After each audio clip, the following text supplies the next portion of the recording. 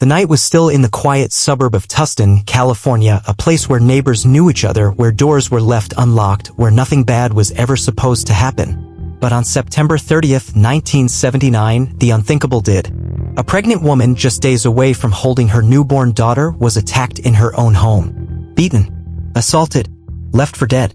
What followed was a nightmare that would stretch across decades, a wrongful conviction, a serial killer hiding in plain sight, and a justice system that failed at every turn.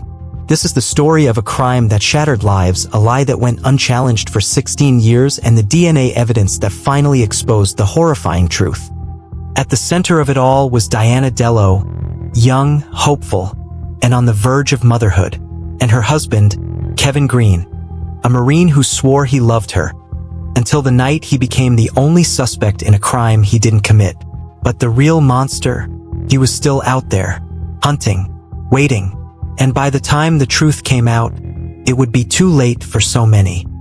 This case would expose the flaws in eyewitness testimony, the fragility of memory, and the terrifying reality that sometimes the worst criminals are the ones we never see coming. So settle in, because what you're about to hear will make you question everything you think you know about guilt, innocence, and the shadows that linger long after the crime scene tape is gone. September 30th, 1979, 2:17 a.m. The quiet streets of Tustin, California held their breath as a nightmare unfolded behind the locked doors of apartment 4B. Inside, Diana Dello, just days away from giving birth to her first child, lay motionless in a pool of blood, her body broken by a savage attack. The walls were splattered crimson.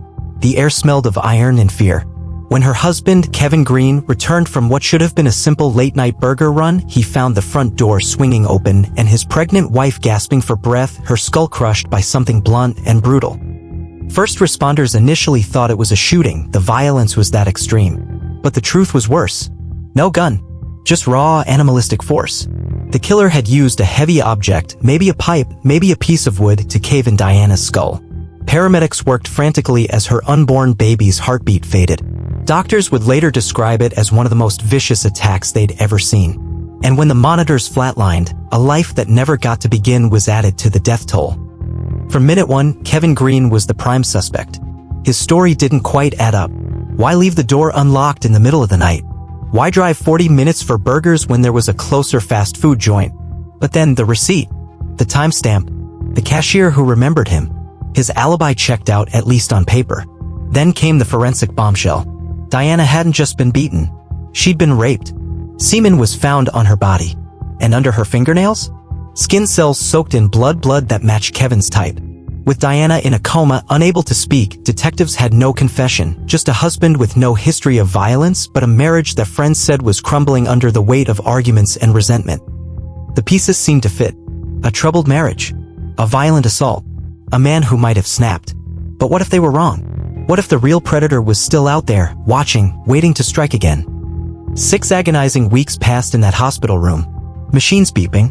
Family praying. Then, a miracle. Diana woke up. But this wasn't the happy ending anyone imagined.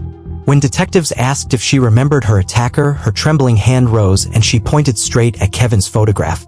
Her memory was shattered. Doctors said her brain functioned like a child's, but her certainty was absolute. He did this to me. Those 4 words sealed Kevin's fate. At trial, Diana's testimony was devastating.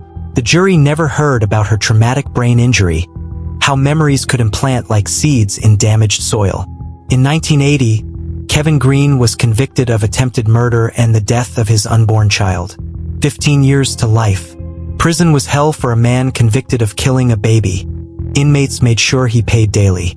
Guards looked the other way when he was jumped in the showers. And every parole board demanded the same impossible thing. Admit your guilt. But Kevin wouldn't. Because he couldn't. Meanwhile, detectives noticed something chilling. For years before Diana's attack, a predator had stalked Tustin's ground-floor apartments. They called him the bedroom basher. His signature? Bludgeoning sleeping women with wooden objects, then sexually assaulting them. 5 attacks. 3 deaths. All identical to Diana's case. And after Kevin's arrest, the basher stopped. Completely. Was it coincidence? Or had an innocent man been caged while the real monster walked free? The police file was closed. The DA moved on. But the questions, they never went away. For 16 years, Kevin screamed his innocence into a system that didn't want to listen. And somewhere out there, the basher was either dead or waiting for them to realize their terrible mistake. 1996, a breakthrough. A reckoning. While Kevin Green sat in his prison cell, year 16 of a life sentence, forensic science had finally caught up with the truth. DNA pulled from Diana's assault matched, not Kevin, but another man, Gerald Parker, a fellow Marine. A man who had been stationed at the same base as Kevin all along. A man who drove a dark van, just like the one Kevin had reported seeing outside their apartment that very night. Kevin was exonerated, released, given $620,000 by the state of California as if money could give back 16 stolen years. But for Diana, the truth was no relief. The brain damage from her attack had rewritten her memories. Even with Parker's DNA, even with his confession, she remained convinced Kevin had hurt her too. That he was part of it. Parker swore he acted alone. But memory is fragile.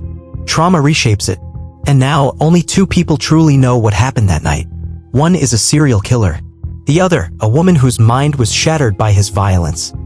This case lingers like a shadow long after the courtroom emptied. It forces us to question everything we think we know about justice. About memory. About how easily the truth can slip through the cracks. Kevin Green lost 16 years of his life to a system that refused to doubt itself. Gerald Parker, the real monster, still breathes in a prison cell, his death sentence frozen in California's endless appeals. And Diana? Her body healed, but her mind remained trapped in that blood-soaked bedroom, her memories fractured beyond repair. We want to believe the innocent go free and the guilty are punished. That trauma reveals truth instead of distorting it. That justice is blind but not broken. This story shatters those illusions. Some wounds never close. Some debts can never be repaid. And some nightmares don't fade when you wake up. What do you think? Was Kevin a victim of a rushed investigation? Or does Diana's unshakable belief hint at darker truths we'll never know? The comments are open. And if this case left you questioning everything, hit like, subscribe, and join us next time as we unravel another true crime story that isn't as black and white as it seems.